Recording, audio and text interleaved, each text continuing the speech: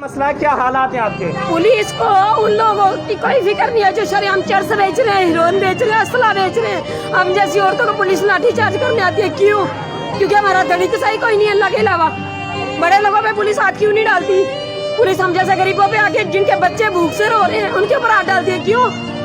क्या हालात है आपके? मेरा कमाने वाला कोई नहीं है, मेरी एक बेटी है, शोर मुझे छोड़ के चला गया, ये मासूम बच्ची है, 10 दिन से देख के खा रही हूँ, 1 किलो चीनी कैसे नहीं मिली है।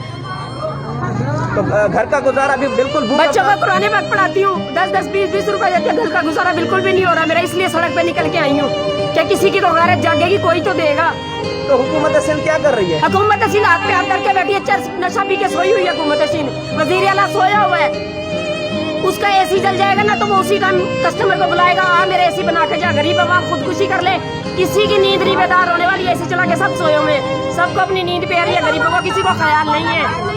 कारोबार किस तरीके से है आपका? कोई है? मैं घर पे सिलाई का सामान फरोख्त करती हूँ, वो भी बेरोजगारी की वजह से बंद हो चुका है। या मौत दे दो या राशन दे दो, हमारी एक ही रिक्वेस्ट है, या मौत दे दो या राशन दे दो। इज्जत तो पुलिस वाले दे नहीं सकते किसी को, लेकिन उतारे ना, अगर वो हमारी इज्जत उतारेंगे हम